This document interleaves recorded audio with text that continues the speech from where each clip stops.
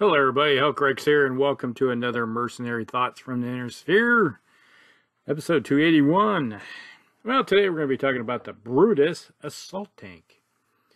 Well, the Brutus Assault Tank is a 75-ton vehicle. It's a 3.5.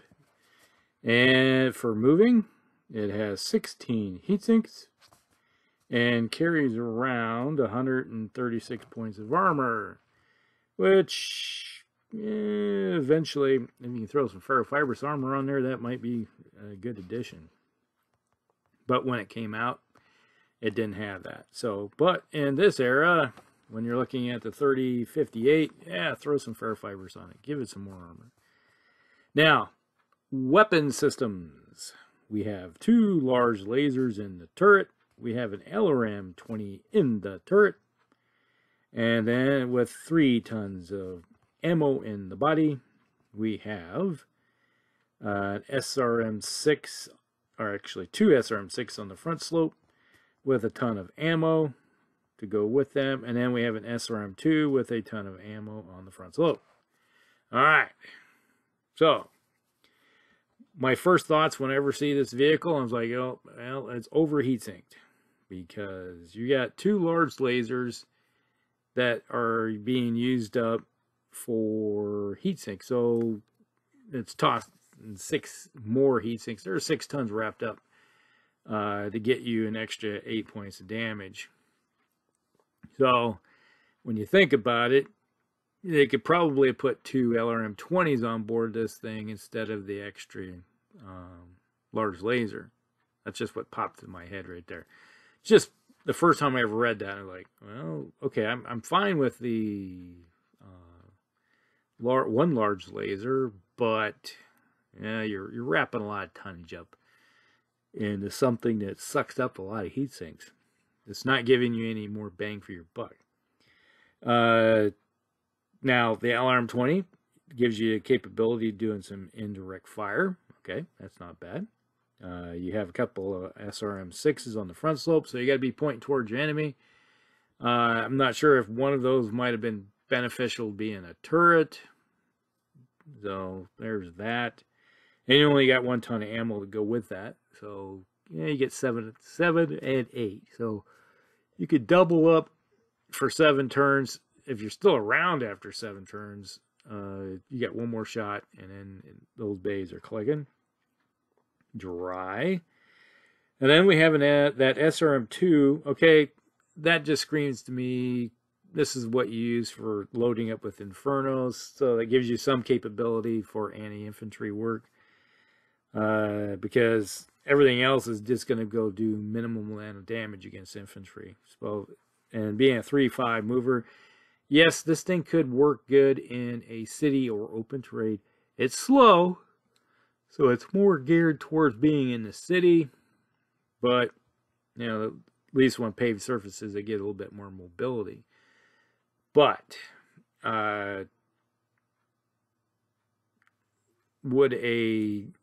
if you dropped off that one large laser in favor of another LRM and then maybe a machine gun, you know, or something of that nature, to add a little bit more firepower for hosing infantry. Yeah. So there is that. Those are the things that pop in my head.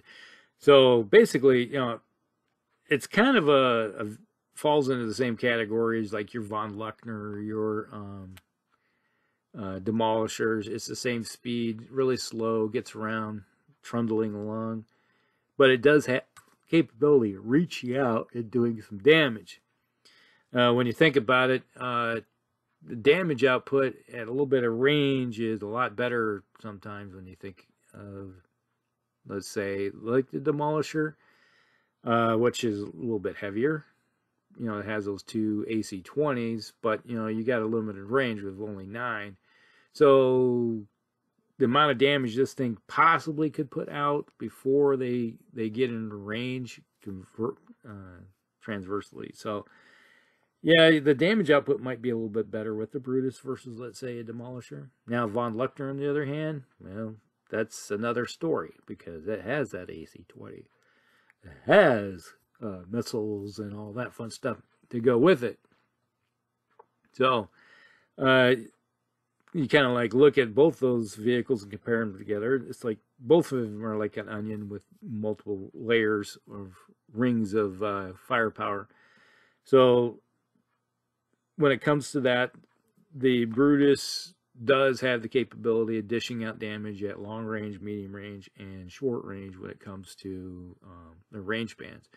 Because you're going to get a turn, maybe two with the LRM-20. Then when the large lasers kick into gear, you're adding more. And if by chance they get into shorter ranges where the SRMs kick into gear, you can possibly even do more damage. And hopefully you punched a few holes into something and your SRMs are going to start doing some crit hunting. But on the other hand, it goes both ways. 136 points of armor, that's just like you're running around like the 45-ton mech class when it comes to armor capability. Yeah, so the odds are you may be hosed out pretty quick themselves. So cover and concealment. Now, if you can put this thing into a hull down position where it's firing out of an improved position and you're only trying to hit the turret, okay, it can do some good work. So there's that. Now, let's see. We got a few other variants of this vehicle. We have the LRM version. All right. This removes both large lasers, and instead of mounting a pair, it mounts a pair of LRM-20. So now you got, and it gives it 6 tons of ammo to go with it, and it improved armor. So it tosses a little more that direction. So now you have something that has 3 LRM-20s. Yeah, you're going to have problems when it comes into minimum ranges of 6 or less, but that's where your SRMs might kick into gear and be helpful for you. But 3 LRM-20s throwing stuff down range, hey, what's not to like about that? And you basically have 2 tons of ammo for each one of them, so that's 16 turns. So yeah, that's not bad. You can do a lot of good work that way, and that might be a version that could be very useful as a support version. Or maybe even have 3 of those. Then you have your standard version that is your bodyguard. So there's that to think about. Not bad when it comes in. It's a little bit more. It's about 1,200, a little over 1,200 battle value versus the standard 1,100 for the Prime version. But I could really see myself using the LRM version more often than the standard version. All right. The next version we have is the PPC version. All right, so this one replaces the 2 large lasers and the LRM-20 and gives it a pair of heavy PPCs and an additional SRM-2. So it has 2 SRM-2s, a ton of ammo, a little bit more armor, and then 2 heavy PPCs. That's interesting when it comes to that. You're looking at something that can really throw out some heavy damage out at range. So, but you're wrapping a whole bunch of tonnage up into the heat sinks to support this vehicle. But when it hits something, it hit hard. And it shoots at a lot farther distance than if you had just an AC-20. So there's that. So something to think about when it comes to that version. It's like in one of our last games that we played, we had a Lancelot. They had a couple heavy large lasers. And those things really just tore things up. So yeah, there's that. So versus, okay, yeah, the damage isn't quite the same as, let's say, a Demolisher, for a 15 versus 20. But at least you're shooting it out there like it's clan ERPPC. There's that. And let's see. then we have another version here. This one is the PPC variant number 2. This came out just slightly later. This one keeps the armor layout, the large lasers, but replaces the LRM with an SRM6 with a single PPC. So now we're tossing even more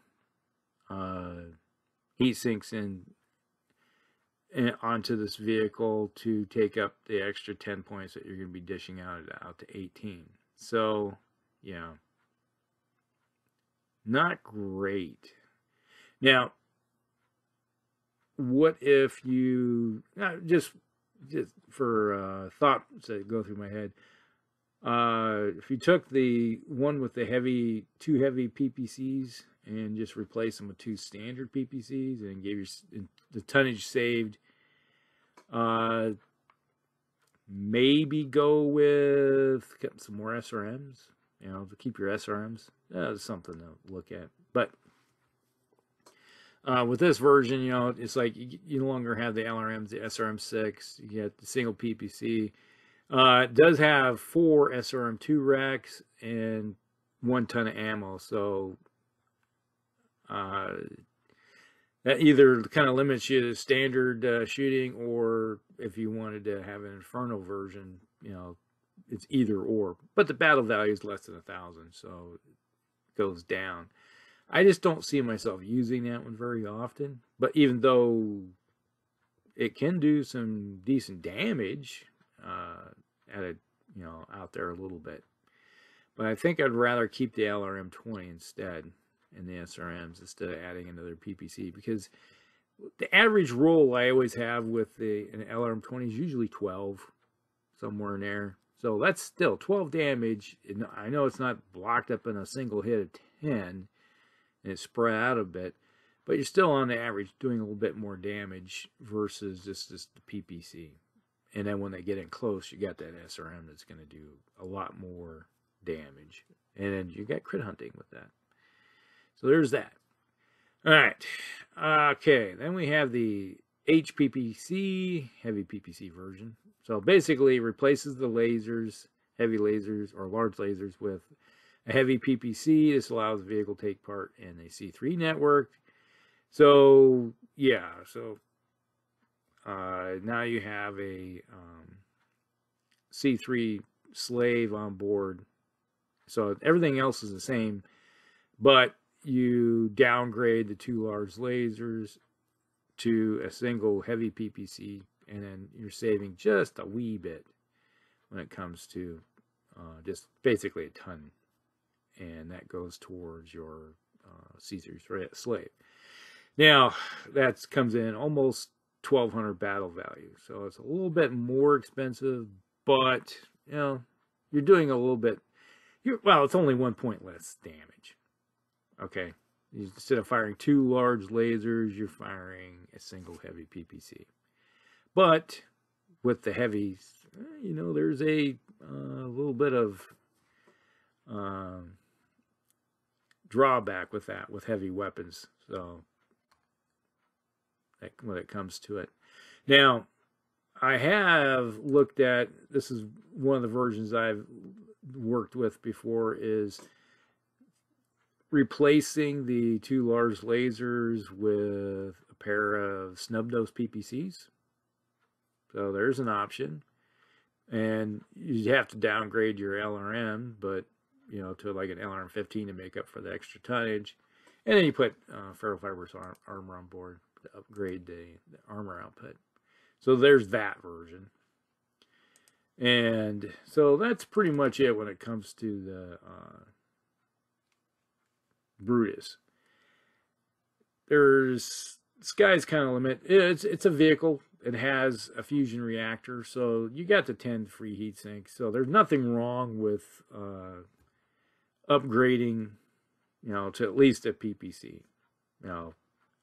You could always look at it and get rid of the 2 large lasers, replace it with a standard PPC, and then take, that tonnage that you just saved. And let's see, that's 10, let's see, 7, that's 3, 9. You just saved 9 tons.